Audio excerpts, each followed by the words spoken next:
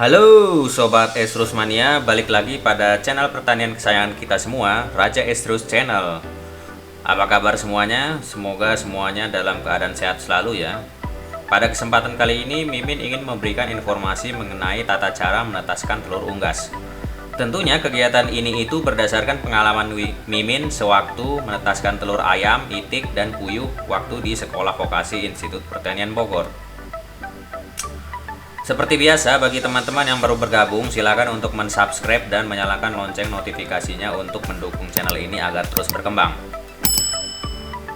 Oke baik, selanjutnya kita langsung saja masuk ke pembahasan. Hal pertama yang dilakukan menetaskan telur adalah menentukan telur apa yang akan ditetaskan. Beda telurnya, beda juga durasi penetasannya.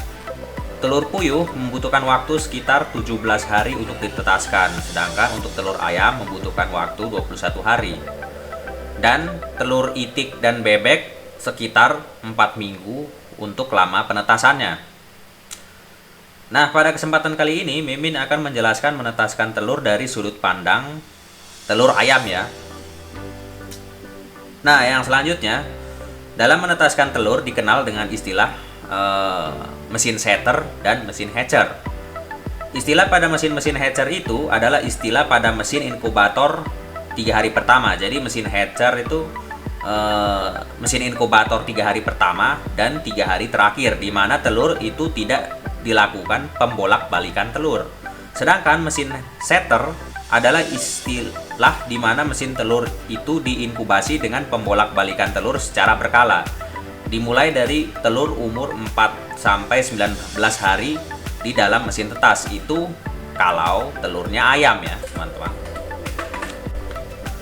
Nah, hal yang harus diperhatikan lagi ketika melakukan penetasan adalah peletakan dalam posisi telur. Posisi telur yang betul adalah posisi dengan tumpul, posisi tumpulnya menghadap ke atas ya. Karena apa teman-teman? Karena posisi tumpul itu terdapat kantung udara. Jika misalnya posisinya terbalik, maka kantung udara ini akan berada di bawah gitu. Itu tentunya akan berbahaya pada telur ya, karena dapat berakibat pada kantung udaranya itu pecah ya. Seperti yang kita tahu, kalau kita analogikan posisi air dan udara itu, posisi udara akan cenderung posisinya di atas ya. Kalau misalnya analoginya seperti botol air, posisi udara itu akan cenderung di atas ya, begitu. Nah, istilahnya seperti itu teman-teman. Nah, hal yang kemudian harus diperhatikan kembali dalam menetaskan telur adalah alat ukur ya teman-teman. Alat ukur kelembaban dan suhu. Alat ukur ini ada dua macam. Ada yang analog, ada yang digital, dan ada yang menggunakan air raksa. Pada alat ukur yang menggunakan air raksa, teman-teman tidak perlu mengkalibrasinya ya. Akan tetapi alat ukur suhu dan kelembaban analog dan digital, teman-teman harus mengkalibrasinya ya. Kalau teman-teman tidak bisa mengkalibrasinya, teman-teman bisa langsung meminta tolong kepada jasa kalibrasi. Hal ini penting diperhatikan ya teman-teman, karena seringkali peternak itu gagal ya menetaskan telur karena hal yang konyol ini gitu, karena memantau suhu dan kelembaban pada mesin tetas yang suhu dan kelembabannya itu tidak sesuai dengan suhu kelembaban aktualnya gitu. Itu kan hal yang sangat konyol sekali teman-teman ya. Baik, sekarang kita masuk ke penjelasan menurut Kopfantres Hatching Management Guide. Baru setelah itu kita masuk ke laporan praktikum penetasan sewaktu saya masih kuliah ya.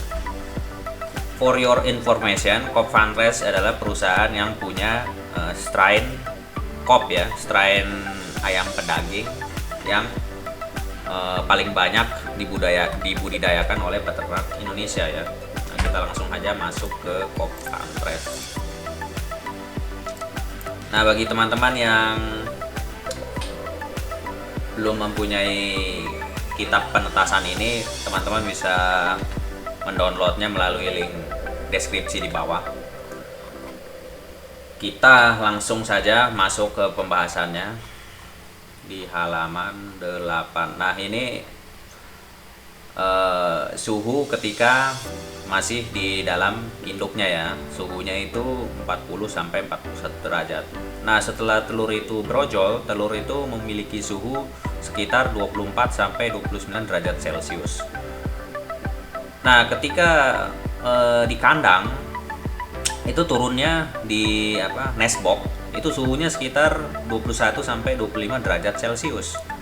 Nah, telur itu kemudian diangkut menggunakan truk ke penetasan dengan suhu di dalam truknya itu sekitar 20 sampai 23 derajat Celcius. Nah, sesampainya di tempat penyimpanan telur di cooling roomnya itu sekitar 15 sampai 19 derajat Celcius ya. Itu biasanya pendinginnya memakai AC ya. Nah, 20 menit sebelum masuk ke inkubator itu telurnya didiamkan di suhu ruang di kisaran suhu 24 sampai 27 derajat Celcius. Nah, ketika di mesin inkubator suhu yang dibutuhkan untuk menetaskan telur itu sekitar 37,5 sampai 37,8 derajat Celcius. Nah, untuk suhu yang direkomendasikan untuk menyimpan telur, jadi teman-teman gini ya, ini suhu storage ini maksudnya apa? Jadi sebelum telur itu dimasukkan ke dalam inkubator, telur itu dikumpulkan selama beberapa waktu sampai telur itu terkumpul untuk sekali ditetaskan. Jadi di sini dituliskan 1 sampai 6 hari. Nah, ketika teman-teman menyimpan 1 sampai 6 hari misalnya ya, telur itu tidak langsung masuk ke pertumbuhan embrio ya, karena dia masih dorman gitu. Masih istilahnya dorman itu belum memulai perkembangan embrio. Nanti memulai perkembangan embrionya itu setelah masuk mesin hatcher ya. Jadi telur itu disimpan. Jika teman-teman menyimpannya kurang dari 7 hari, maka suhu dari storage-nya itu harus berkisar di antara 18 sampai 19 derajat Celcius dengan kelembabannya itu sekitar 50 sampai 60% ya. Kalau penyimpanannya itu di kisaran 7 sampai 10 hari, maka ya temperaturnya harus lebih dingin lagi dari itu. Dan begitu pula kalau penyimpanannya itu lebih lama dari 11 hari ya. Tapi pada kenyataannya realita di lapangan, waktu pas Mimin PKL di sebuah perusahaan breeding farm, itu disimpan telurnya itu maksimum 3 hari ya, karena penyimpanan telur yang terlalu lama itu akan berdampak pada kualitas penetasannya teman-teman. Jadi direkomendasikan untuk menyimpan telur paling lama itu 3 hari ya. Nah, seperti itu teman-teman. Cooling system with, nah ini Mimin kurang mengerti ya. Nah, selanjutnya kita masuk ke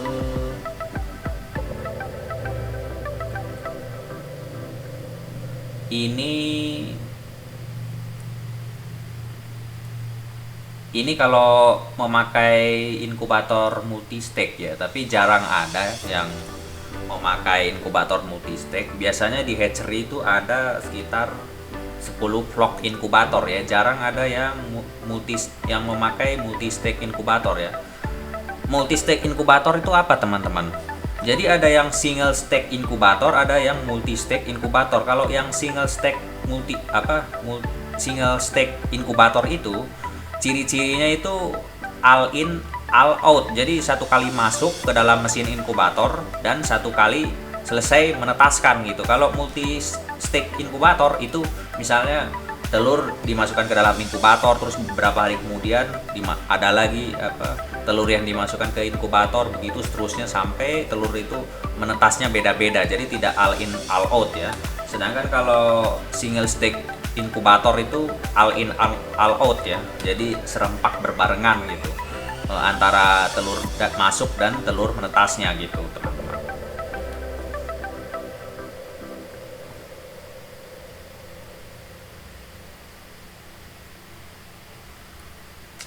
Nah, ini bisa dilihat, ini bagan dari penyimpanan sensor suhu ya. Jadi sensor suhu, sensor termometer dan hygrometer itu ditempatkan di tengah-tengah ya. Ini setter trolley-nya, tempat telurnya. Di sini ada kipasnya. Nah, di sini arus perputaran anginnya. Jadi kenapa di inkubator itu ada kipasnya, supaya perputaran dari suhunya itu merata ya teman-teman. Jadi tidak panasnya itu di pojokan saja atau di tengah saja, tidak seperti itu ya teman-teman. Apalagi misalnya teman-teman memakai pemanas inkubatornya itu menggunakan lampu ya, itu sangat rentan sekali. Mungkin yang di dekat lampu kepanasan, yang di pojokan kedinginan. Nah, jadi itu tidak beragam ya teman-teman. Biasanya kalau inkubator yang otomatis itu sudah persebaran suhunya itu sudah merata ya, kalau dibandingkan dengan inkubator konvensional lainnya, yang apalagi yang masih manual itu sangat riskan sekali ya teman-teman, seperti itu. Nah, sekarang kita masuk ke suhu optimum dalam mesin tetas. Di sini bisa teman-teman lihat ya, di kisaran suhu 36,6 sampai 37,7 derajat Celcius itu sangat slow sekali ya. Poor itu artinya apa ya? Jelek ya. Kualitasnya poor itu artinya apa ya? Sangat lambat lah istilahnya apa. Nah, sedangkan di 37,7 derajat Celcius sampai 38 derajat Celcius itu adalah suhu optimum mesin tetas ya. Jadi ketika teman-teman memasukkan telur ke dalam mesin hatcher, di termostatnya teman-teman bisa men-setting suhu di kisaran minimal 37,7 derajat Celcius dan menyetel di suhu maksimumnya 38 derajat Celcius ya. Jadi dia berkisar di suhu segitu ya teman-teman. Itu suhu optimumnya. Jika teman-teman suhunya terlalu tinggi seperti 38 sampai 38,8 derajat Celcius, itu kualitasnya juga jelek gitu ya. Apalagi kalau misalnya terlalu panas ya, itu sangat jelek sekali teman-teman. Nah, terus sekarang kita masuk ke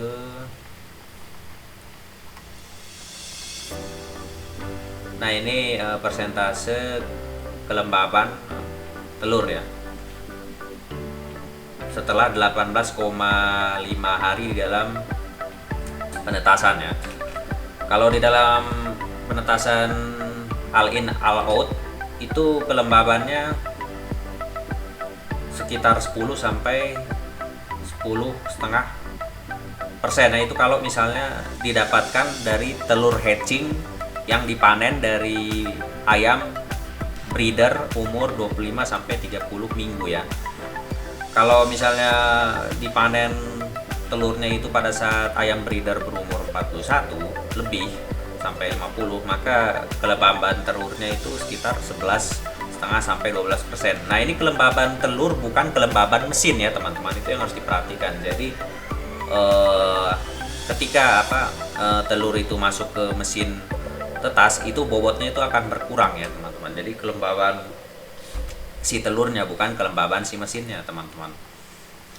Jadi kelembaban, terus apalagi yang mau dibahas ya.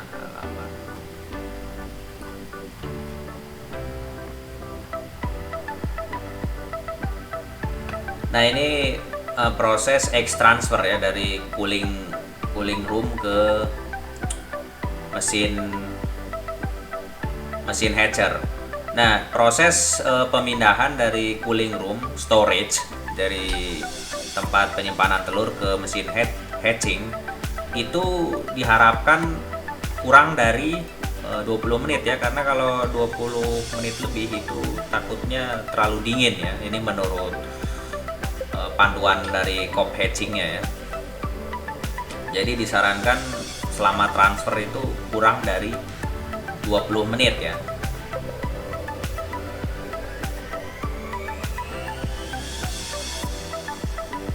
Terus kita masuk ke mana lagi ya yang mau dibahas?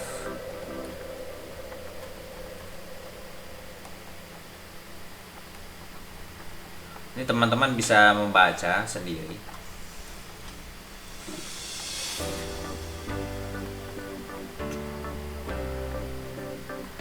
Nah ini membedakan DOC betina dan DOC jantan. Sebenarnya ini sangat susah sekali ya untuk membedakan DOC jantan dan DOC betina. Harus orang yang betul-betul ahli ya. Karena dulu pengalaman dosen saya pernah cerita waktu pas di IPB dulu pernah ada praktikum untuk menseleksi jantan dan betina, tapi gagal total karena apa ya? Karena memang sangat susah ya. Harus memang orang yang ahli betul-betul yang setiap hari pekerjaannya itu menyeleksi DOC ya teman-teman. Kalau dilakukan oleh orang awam seperti kita itu adalah hal yang sangat susah sekali ya.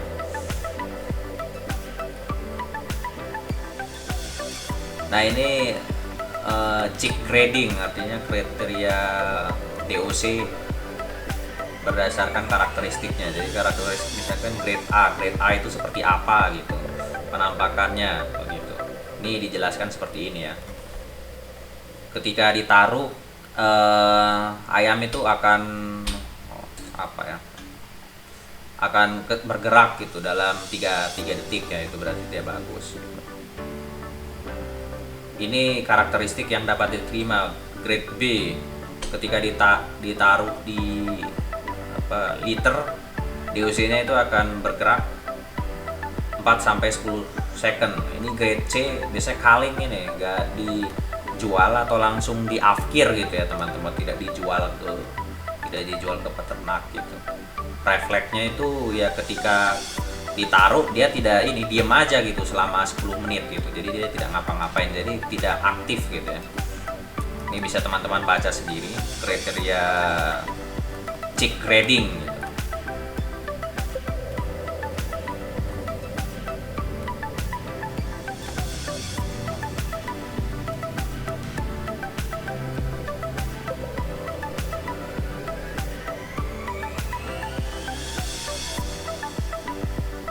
Nah ini calibration Mimin sudah jelaskan ya. Jadi penting sekali untuk mengkalibrasi termometer dan hygrometer agar pada saat melakukan penetasan itu tidak bingung ini. Misalnya kalau penetasannya gagal itu karena apa ya teman-teman. Nah ini adalah desain dari denah hatchery ya.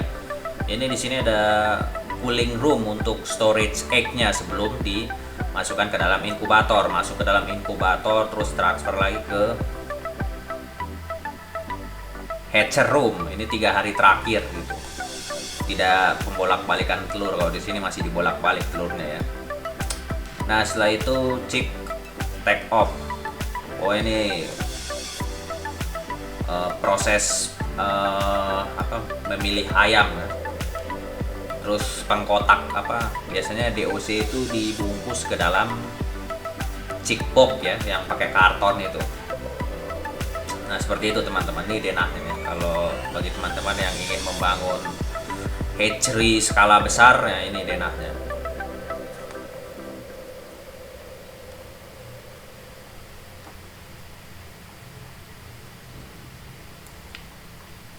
Nah ini pengaturan ventilasi. Jadi ventilasinya itu seperti apa gitu. Jadi angin yang keluar kalau nggak salah perhitungannya itu kubikasi dalam kaki itu maksudnya satuan ini ya, ukur ya, maksudnya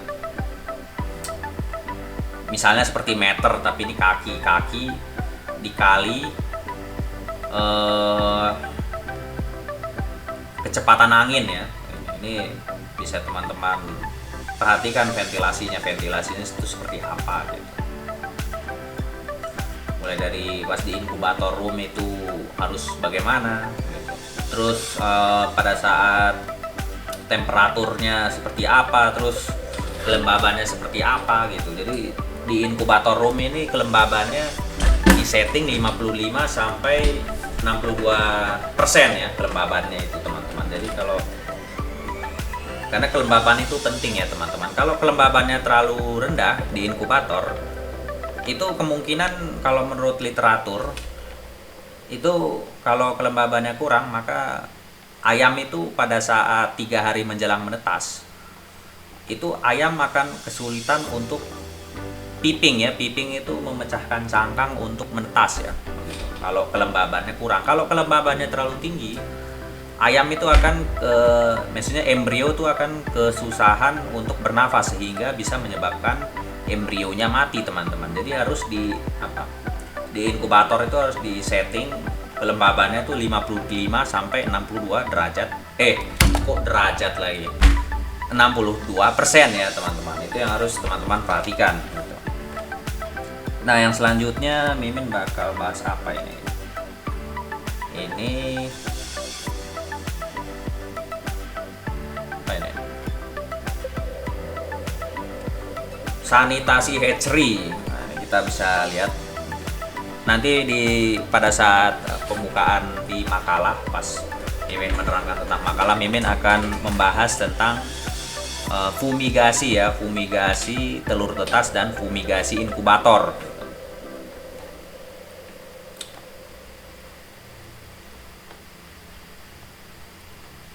Dosis-dosis fumigasi itu seperti apa nanti Mimin akan terangkan ketika Mimin membuka laporan penetasan Mimin waktu pas masih Mimin kuliah ya. Nah, di sini kita bisa lihat macam-macam desinfektan gitu. Misalnya formaldehid, ini gas fumigasi ya. Dia itu toksik, makanya kenapa gas fumigasi ini ketika ada ayam sangat tidak dianjurkan ya, bahkan tidak boleh gitu karena mengandung racun ya. Sedangkan desinfektan yang bahan aktifnya itu iodin itu seperti antiseptik ya. Itu dia tidak toksik ya. Jadi di sini ada macam-macam desinfektan beserta kriterianya. Kalau misalnya ya, semua kita lihat di sini semua desinfektan itu bagus. Antifungal ada yang jelek, ada yang bagus gitu. Antiviral, antivirus ya, bagus semua. Ada yang variabel tuh berbagai macam. Klorin jelek gitu. Antispora bagus semua, tapi ada yang tidak efektif juga gitu. Ada yang toksik, ada yang nggak toksik, ada yang korosif. Korosif itu apa? Kalau kena logam dia karatan gitu ya. Ada yang bersifat korosif, ada yang tidak gitu. Terus dari sisi harganya ada yang murah, ada yang mahal, teman-teman. Itu yang harus teman-teman perhatikan. Jadi misalnya saya kasih contoh formaldehid. Formaldehid itu kan gas fumigasi ya. Reaksi antara senyawa kimia kalium permanganat dengan formalin ya. Formaldehid itu memiliki budget low, artinya murah dia ya. Kalau kita bandingkan dengan iodin ini antisep ya. Antisep memang kalau di marketplace itu seperti kita contohkan merek dagang antisep itu memang memiliki harga yang lumayan mahal gitu, teman-teman. Tapi antisep ini kalau ada ayamnya boleh dipakai ya, karena dia low toksiknya low gitu. Jadi aman ya kalau ada ayamnya gitu. Bahkan klorin ini itu sebenarnya kalau kita lihat ya, banyak obat-obatan itu yang menggunakan klorin ya, karena memang tingkat toksiknya low dia. Tapi dia antibakterialnya bagus gitu. Meskipun ada banyak kekurangannya juga, seperti tidak bisa mencegah jamur dan virus gitu. Terus apalagi yang dibahas ya?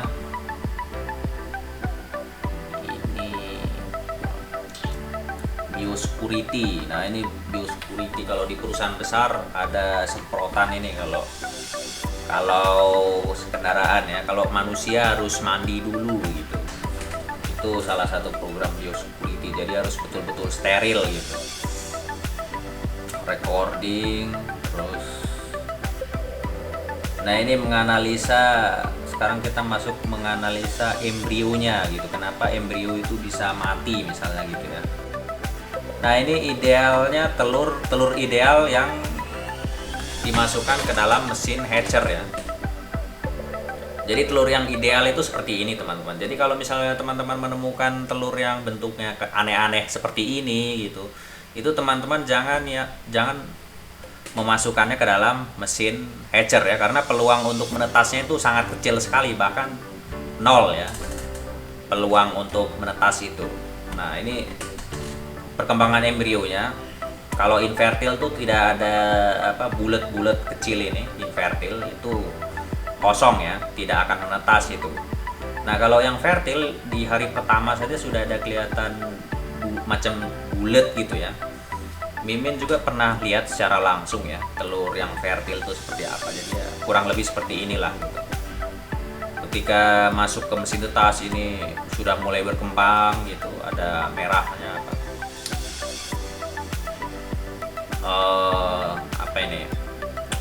syarafnya ya, mulai berkembang. Hari ke-20 di inkubator sudah seperti ini gitu. Nah ini diagnosa penyebab kematiannya, embrio mati penyebabnya apa gitu. Telur tidak fertil itu kenapa penyebabnya ya, di situ misalnya egg floornya banyak gitu, terus habis itu kontaminasi atau misalnya ini soalnya bahasa Inggris ya, Mimin kurang lancar bahasa Inggris ya, teman-teman bisa artikan sendiri ke Google Translate ya. Nah ini penyebab kematian dini di umur 0 sampai 7 hari di inkubator. Nah itu penyebabnya karena apa saja, misalnya kedinginan atau kepanasan di mesin hatchingnya, temperatur dan kelembaban yang salah gitu, dosis fumigasi yang salah. Terus ada juga karena egg floor itu telur yang brojol bukan di nestbox ya teman-teman. Telur yang crash, yang yang retak gitu, atau telur yang terkontaminasi oleh salmonella itu bakteri ya, atau karena virus gitu. Terus karena induknya juga bisa jadi kekurangan vitamin E atau vitamin A gitu. Dan lain-lain di sini. Mungkin ventilasinya jelek bisa jadi gitu. Itu penyebab telur mati di kisaran umur 0 sampai 7 hari di dalam inkubator gitu. Nah, sekarang ada lagi ini penyebab mati di umur 2,5 hari sampai 4 hari itu karena apa-apa saja. Teman-teman bisa membacanya sendiri ya. Begitu. Ini di kisaran umur 8 sampai 14 hari itu karena apa saja gitu. Matinya di umur 15 hari sampai 21 hari itu karena apa saja gitu ya. Nah, terus ini diagnosa hatching. Nah, ini setelah hatchingnya terlalu prematur, maksudnya menetasnya prematur. Itu karena apa? Mungkin karena telurnya itu kecil gitu. Menetasnya terlambat gitu. Ya karena faktor mungkin egg storage, maksudnya penyimpanan telur di cooling room. Terus telurnya mungkin besar gitu. Terus terlalu temperaturnya tuh temperatur mesin tetasnya terlalu low, terlalu di bawah rekomendasi optimumnya gitu kan. Rekomendasi optimum itu di kisaran 37,7 sampai 38 derajat ya. Jadi kalau misalnya terlalu rendah suhunya itu bisa menyebabkan terlambat ya. Malposition itu maksudnya malposition itu salah posisi ya. Nah di sini teman-teman bisa baca saya sendiri. Terus anak ayam abnormal itu karena apa saja? Ini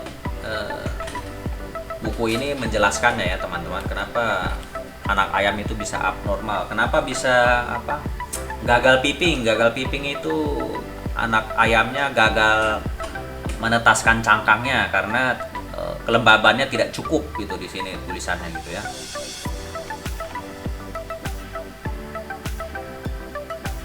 Nah ini posisi hatching ya. Jadi telur ayam ini kalau begini itu dia malposisi teman-teman ya.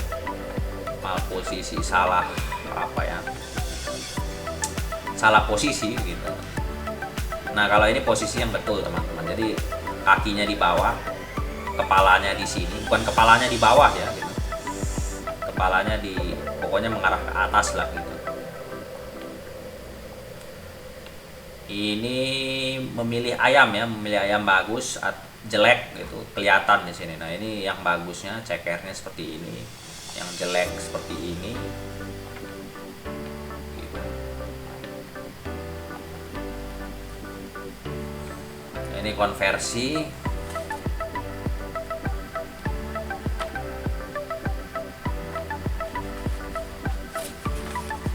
Nah, seperti itu ya teman-teman. Sekarang kita masuk ke laporan Mimin waktu pas Mimin masih kuliah ya.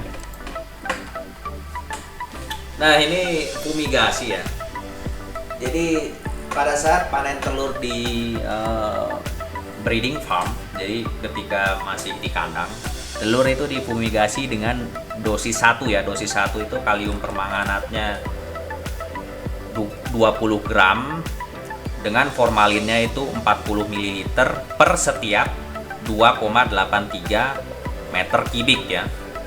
Jadi tergantung lemari fumigasinya itu sebesar apa, dosisnya itu diberikan ya. Nah, begitu pula dengan dosis fumigasi untuk mesin tetas ya. Itu 20 gram per 40 ml formalin per 2,83 meter kubik ya. Jadi fumigasi itu apa? Fumigasi itu adalah reaksi dari senyawa kimia kalium permanganat dan formalin ya. Jadi ketika kalium permanganat ini dicampur formalin, itu akan menghasilkan gas yang bernama formaldehid. Nah, itu gas itu berfungsi untuk membunuh kuman penyebab penyakit ya, penyebab infeksi yang nanti menyebabkan gagal menetas itu telur itu mati ya. Nah, ini laporan taktikum ini membuktikan bahwa Mimin dulu pernah menetaskan telur ayam broiler ya. Tuh, laporan penetasan telur ayam broiler. Nama Mimin sendiri yaitu Rashid Hadi Putra Pratama ya. Ini di tahun 2019, sudah 5 tahun yang lalu ya. Ini bisa teman-teman saksikan. Dulu waktu pas ketika Mimin melakukan penetasan telur, Mimin berhasil menetaskan 76% telur ayam ras ya. Ini telur ayam potong ya, teman-teman. Jarang ada orang petani rakyat menetaskan telur ayam broiler ya, karena biasanya yang menetaskan telur ayam broiler itu adalah perusahaan-perusahaan besar ya, teman-teman. Jadi seperti itu. Mungkin bagi teman-teman yang ada pertanyaan bisa menanyakan pertanyaannya melalui link kolom komentar di bawah. Saleable chick. Saleable chick itu maksudnya apa, teman-teman? Saleable chick itu anak ayam yang layak untuk dijual setelah dikurangi yang cacat gitu. Seperti itu, teman-teman. Suhunya, suhu aktual ya. Sudah sesuai.